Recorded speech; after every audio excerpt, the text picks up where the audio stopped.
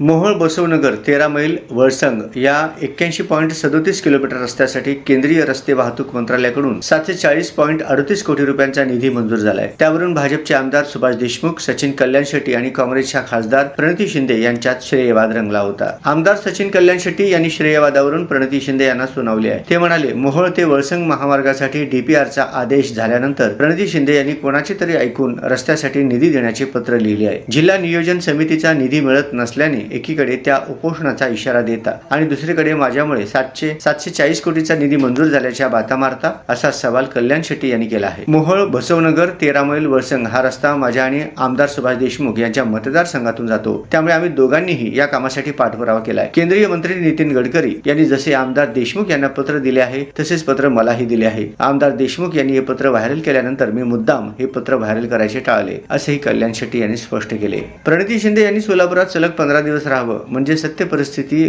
त्यांच्या लक्षात येईल। सोलापुरात काँग्रेस पक्षाची वाट लागली आहे। तुमचे नगरसेवकही तुमच्या सोबत राहिलेले नाही। आमच्या वरिष्ठ नेत्यांवर टीका करून प्रणिती शिंदे या प्रसिद्धीच्या झोतात राहतात, असा आरोपही कल्याण शेट्टी यांनी केला। राहुल गांधी हे देश पातळीवर काँग्रेस संपवण्याचे काम करत आहेत, त्याच पद्धतीचे काम प्रणिती शिंदे सोलापुरात करत आहेत। त्यामुळे आमदार कोठे यांनी प्रणिती शिंदे यांच्या विरोधात बोलू नये, असे आवाहनही कल्याण शेट्टी यांनी केले आहे।